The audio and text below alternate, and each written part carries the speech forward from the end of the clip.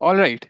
Now write down effective elimination prerequisites. What are the prerequisites of effective elimination? How can you be good in elimination? Okay. सबसे पहली चीज, all of you got attracted to this exam because of something in your heart. There is an officer in your heart who got attracted to this way of life. Okay. तो उसको trust करना है. You have to trust yourself. You have to have faith in yourself. You have to be evidence based. So no blind faith in anyone, including in me. No blind faith. Okay, लिखो इस चीज को. No blind faith. That means question, discuss. We all are students of elimination. Right now, I might be in the shoes of your instructor, but I too am a student of elimination, just like all of you. Okay, so we will discuss things and then reach conclusions. It's not a top down course जहाँ पढ़ा दिया जाएगा, दो चार चीजें बता दी जाएंगी और बस वो रट के जाओ और क्वेश्चन में अप्लाई करो. वो ऐसे नहीं होगा. मैंने कल परसों एक वो शेयर भी किया था, क्यूरियोसिटी वाला जो है आर्टिकल. क्यूरियोसिटी से होगा. आप क्वेश्चन करो, आप उसको सोचो, and trust in your abilities and evidence basis पे हम आगे बढ़ेंगे. शुरू में ट्रस्ट करो मेरे को जो मैं बोल रहा हूँ, because giving evidence for every small thing will waste a lot of time. Just start with trust, but then keep absorb things, keep practicing, and only when you find evidence कि हाँ ये चीज काम करती है in PYQs, absorb it. अगर वो evidence नहीं मिल रहा, उसको doubts क्लास में डिस्कस करो. जितना डिस्कशन करोगे उतना अच्छा होगा. ठीक है. Effective elimination requires you to not have blind faith in anything. Then the next thing is make mistakes. Write it down in bold. Make mistakes.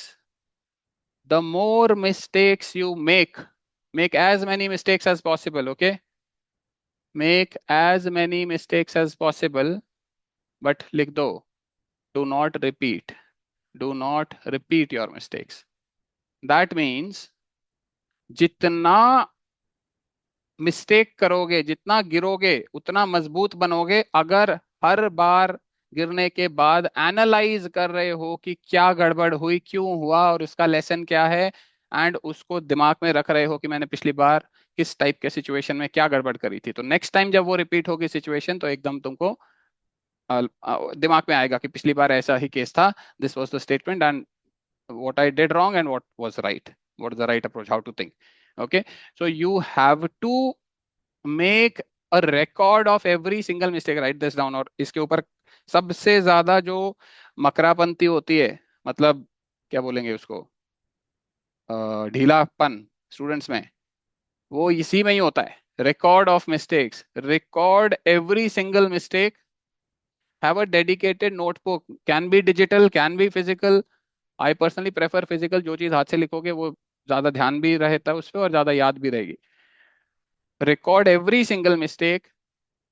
जब by recording every single mistake I mean जो जिस statement में mistake हुई है, at least वो पूरा sentence लिखना है शुरू से एंड तक. Comma, is, am, are, full stop भी एग्जैक्टली वही होना चाहिए जो यूपीएससी में, कहीं कैपिटल हो गया, कहीं स्मॉल हो गया, जैसे यूपीएससी ने लिखा है वैसा exact sentence with that formatting होना चाहिए. If you can not right the full question, वो सेंटेंस एग्जैक्ट लेके आओ. फिर उसको सर्कल करो, जहां भी गड़बड़ हुआ अपना डिटेल्स लिखो कि इस स्टेटमेंट में मेरा क्या गलत हुआ, क्यों गलत हुआ और सही अप्रोच क्या था. इस तरीके से करोगे, हर छोटी से छोटी मिस्टेक को करोगे, I am guaranteeing you this is the single most important document which you will create in your journey. And the more number of mistakes you do, the closer you will get to scoring great marks in exam. ठीक है. इसको ignore किया तो फिर struggle करोगे हमेशा. मैं बोल रहा हूँ, इसको नहीं वो कर सकते. ठीक है. तीसरी चीज, अगली चीज है repetition. Repeat as many times as possible. PYQs, only PYQs. Extra चीजों में जाने की जरूरत नहीं है. कोचिंग टेस्ट सीरीज का हमको कोई मतलब नहीं है. अगर ईटी लग रहा है उसमें तो किस्मत है. ठीक है, क्वेश्चन अच्छा बना होगा तो ईटी लग जाएगी, क्वेश्चन खराब बना होगा तो ईटी नहीं भी लगेगी, उसमें कोई टेंशन नहीं है हमको. लग जाएगी बढ़िया है, नहीं लगेगी तो टेंशन नहीं लेना. हमको कोचिंग टेस्ट सीरीज से कोई मतलब नहीं है.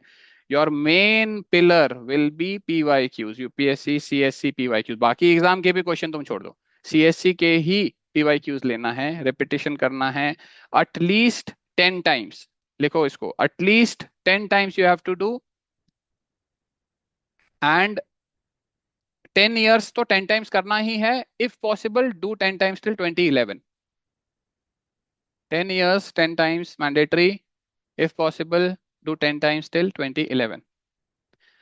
And in our course itself we'll be doing the questions multiple times, and you will realize, अभी लगेगा 10 बार करने से तो क्या एक बार आके आंसर आ जाएगा, सेकंड टाइम ही क्या नया मिल जाएगा. But trust me, when you do it in the way I'm telling you, you make a mistake. Next time when you come to the same question, you'll not make that mistake. You'll see something else, something new in the question.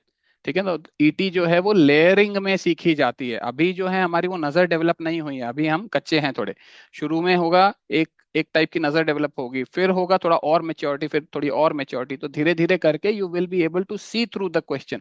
बहुत सारी चीजें तो direct दिखने लग जाएंगी कि ये true है कि ये फॉल्स है, स्टेटमेंट अपने आप दिखने लग जाएगा. बट वहां तक पहुंचने के लिए जो साधना चाहिए, वो साधना यही है. मिस्टेक कमिट करो, रिकॉर्ड करो, रिपीट करो क्वेश्चंस 10 बार. ये साधना है हमारी. ठीक है. उसके बाद है अगला, लिखो heart over mind. It is your heart, HEART. It is your heart that knows everything. It is your heart that feels everything. Mind तो बदमाश होता है, माइंड की ज्यादा नहीं सुनना है.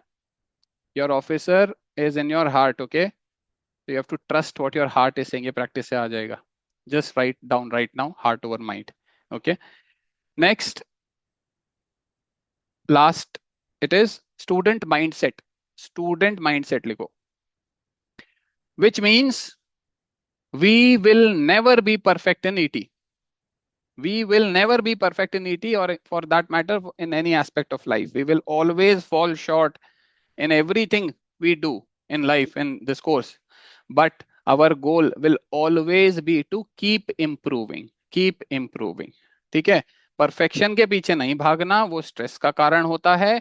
गलती करो, celebrate your mistakes, but learn them and do not repeat them. सिर्फ इतना सिंपल सा तरीका है. That's all. ठीक है. सो परफेक्शन वाला माइंडसेट हमको नहीं चाहिए. Okay, so I will just stop the recording now.